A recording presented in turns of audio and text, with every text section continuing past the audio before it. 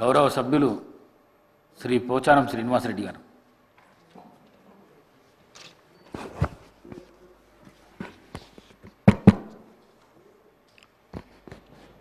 అధ్యక్ష, తమను మాట్లాడడానికి అనుమతించినందుకు ధన్యవాదాలు.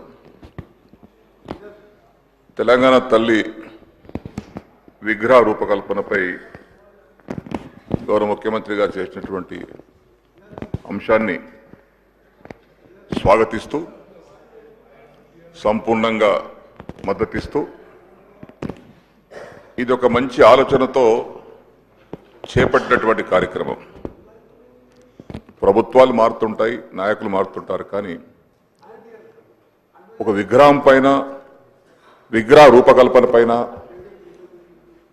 అనేక అంశాలలో ఇమిడి ఉన్నాయి. నీలి రంగుతున్నటువంటి నదులకు, ఈ విధంగా పచ్చతో పంటలకు, అంటే మంచి ఉద్దేశంతో గౌరవ ముఖ్యమంత్రి గారి యొక్క నాయకత్వంలో ఈ తెలంగాణ తల్లి విగ్రహాన్ని రూపకల్పన చేశారు. మేమందరం కూడా తెలంగాణ 4 కోట్ల ప్రజలు మేము కులం, మేము అతిథులం కాదు. మేము కూడా ఆనాడు తెలంగాణ మొదటి దశ పోరాటంలో ఉన్నాం, మలి దశల పోరాటంలో ఉన్నాం.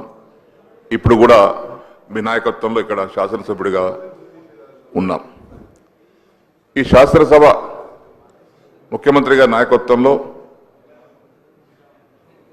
మనమందరం హుందాతనంతో, అన్నిటికంటే ముఖ్యం నేను కూడా స్థానంలో ఉన్నప్పుడు కూడా చాలాసార్లు రిక్వెస్ట్ చేసేవాడిని, శాసనసభ మర్యాదలు, శాసనసభ హుందాతనాన్ని కాపాడుకోవాలి. మనం మాట్లాడే భాష, మనం మాట్లాడే తీరు బాహ్య ప్రపంచానికి ఆదర్శంగా ఉండాలి. అంతేగాని చిల్లర మల్లర మాటలు మాట్లాడుకొని ఒకరొకరు నిందించుకొని, తెలంగాణ రాష్ట్రం అంటే ఒక అత్యున్నతమైనటువంటి ఆదర్శమైన రాష్ట్రంగా మనం పేరు తెచ్చుకోవాలి. ఇలా దేశంలోనే కొత్త రాష్ట్రం ఏర్పడిన తర్వాత ఈ సంవత్సరం కాలంలోనే వివిధ కార్యక్రమాలు చేపట్టి, ఎందుకంటే నేను గత 25-30 సంవత్సరాలుగా శాసనసభలో ఉన్నాను. ఒక యువకుడు ముఖ్యమంత్రిగా అయిన తర్వాత వారి నాయకత్వంలో పనులు బాగా జరుగుతూ ఉన్నాయి. అందరూ ఆమోదించాల్సిందే. సరే, రాజకీయ విమర్శలు వేరు, వాస్తవాలు వేరు.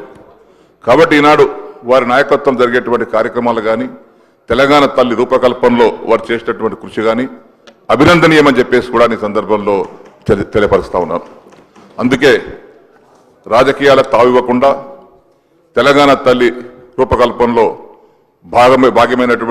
భాగస్వాములైనటువంటి అందరికీ కూడా అభినందిస్తూ, ఈరోజు సాయంత్రం కార్యక్రమం ఏదైతే ఉందో 6:05 తెలంగాణ తల్లి విగ్రహ ప్రారంభోత్సవ కార్యక్రమానికి పార్టీలకు అతీతంగా, మతాలకు అతీతంగా, కులాలకు అతీతంగా, వర్గాలకు అతీతంగా అందరూ కూడా వచ్చి పాల్గొని ఆ యొక్క తెలంగాణ తల్లి విగ్రహం, తల్లి అంటే మనకందరికీ కన్న తల్లే, తల్లిని మనం గౌరవించుకోవడం మన బాధ్యత.